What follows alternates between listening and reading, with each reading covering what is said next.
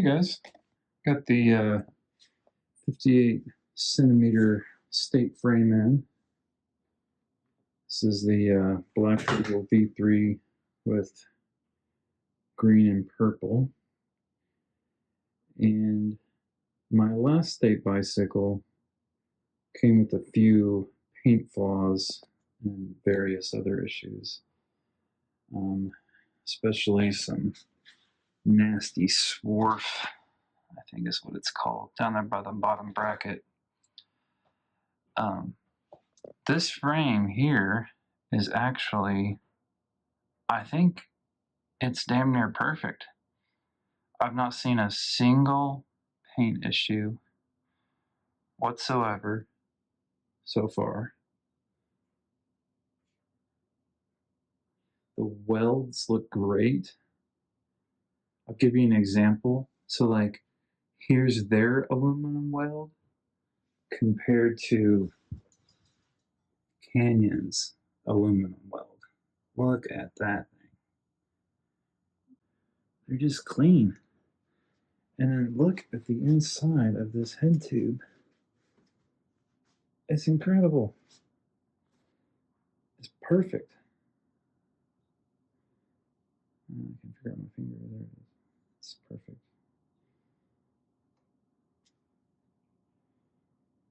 Like no burrs. It's smooth. Like I don't have any problems. Like I'm not worried about like getting my finger caught on anything sharp. Everything is smooth. Oh, I'm just kidding.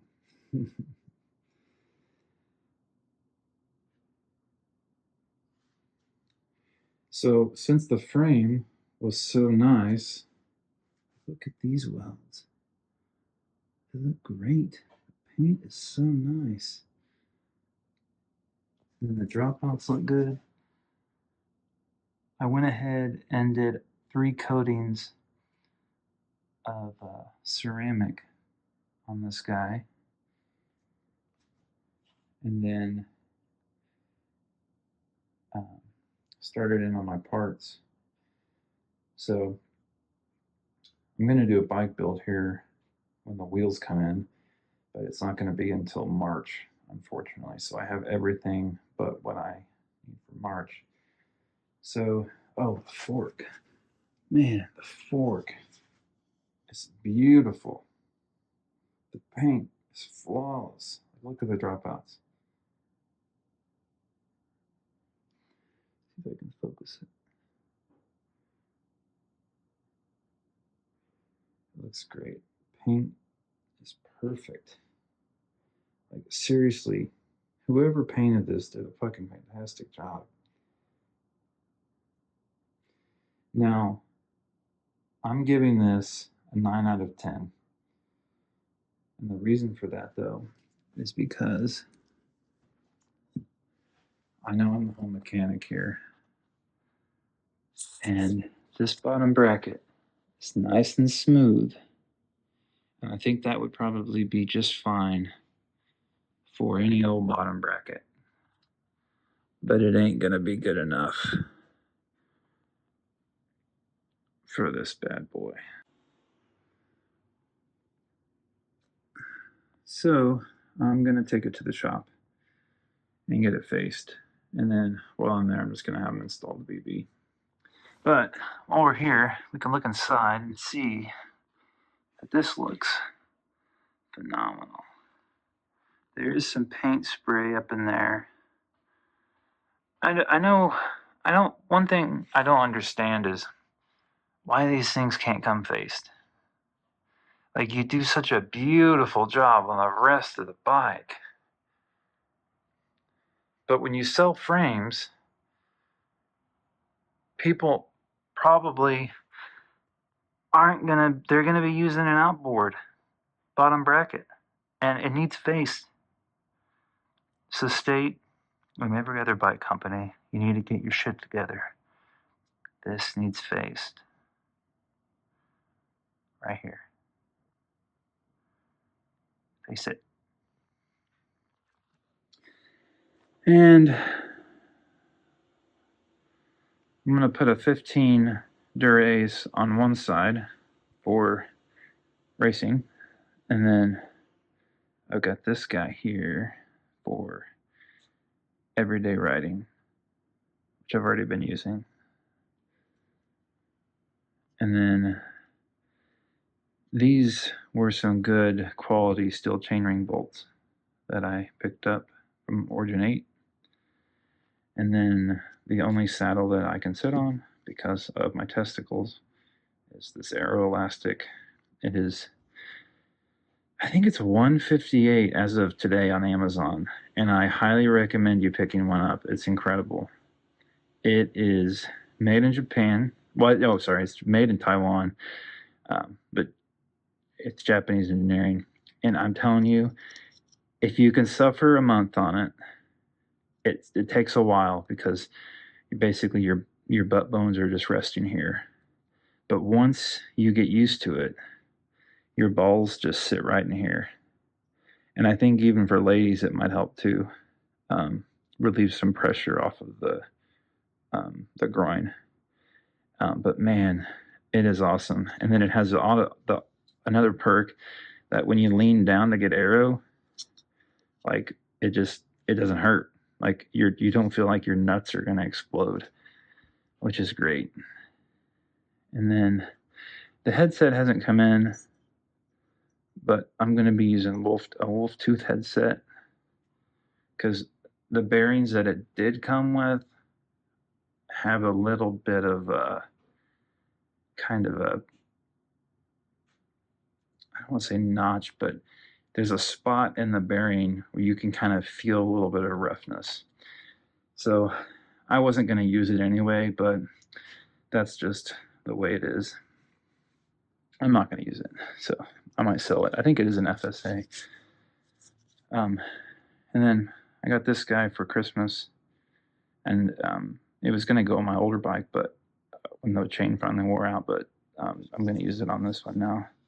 This is like the best chain money can buy for a fixed gear. And then these are my handlebars that I'm going to be using. And I've got this out front guy that I got for like 15 bucks. It's kind of cool. I got it off of Amazon. It's really well made, actually. I have the zip one that like stupid expensive and sticks out. And I think this one's built better. And it's lighter. And it's just cool. I'm kind of pissed off that I spent that money on that one because I'm actually having to RMA it right now because the flap broke. Now, I can't say that the flap here will stay in place, but the whole thing, the body of it is great. And then I don't know what I'm doing with the bottom. I don't think this bike's going to be seeing a lot of outdoors. I hope. But this stem, I'm probably not going to keep it because I don't know if I like it. But it allows me to do like it's 120 millimeters, and it allows me to do a ton of different adjustments. So it's like 12 degrees, but then you can it has this super wide range by just using these like inserts and turning them around and stuff. And the best part about these handlebars is the lizard skin here. So I got like the thickest stuff they make, and then I also put Physic pads under it, and then along the bottom here. I'll crash a little bit of falling over. Sorry, I'm still not sure about that. And then these right here were 3D printed in Canada. I couldn't find. Here's what I found. Shut up, Siri. I couldn't find anything to just let me rest my hands that didn't cost $900 for handlebars to be in that shape. Because you can find handlebars that have this exact shape without the spot for normal drop bars, but they're stupid expensive, like $600 to $900, and that's just ridiculous to me. That's like 3 times the cost of the frame. So, full price frame. And the last part is my Omniums here. I've got somehow this happened. It isn't a big deal, but I don't like it. It pisses me off. And I just like being different. So I contacted a powder coater, and they are, I'm waiting on a quote, and if it's under $100, what I'm going to do is I'm going to have them sandblast. I'm going to tape off all the spots that can't get hit, because like obviously we don't want this getting blasted, because that's where it needs to be. Probably the same here. I don't want to get down into there or touching my axle. So I'm going to block off what I don't want done, and obviously the threads, so I don't have to retap it. But I'm thinking of doing the wolf tooth purple, which also matches the Chris Green purple, luckily. And then the chain ring, which is a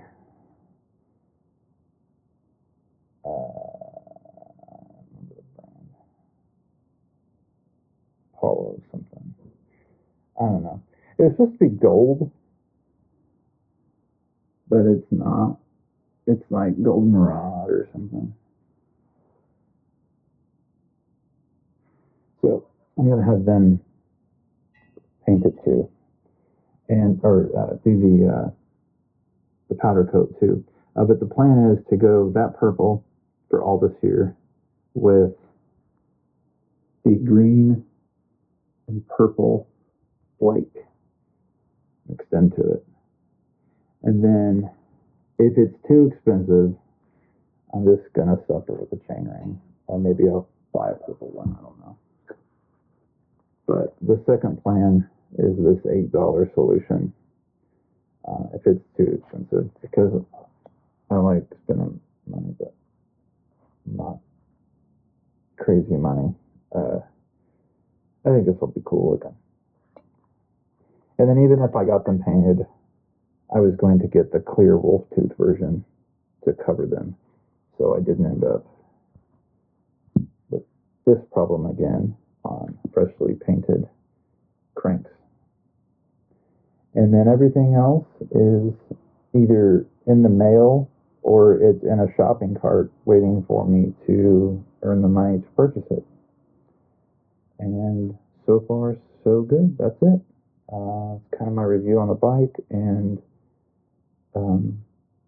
some of the parts that I'm going to be using for it in March when the wheels finally come in. And I will try to post a mock-up of the wheels along in this video because I think I have drawn them out in Procreate, so I'll do that. All right, till next time, guys. Bye.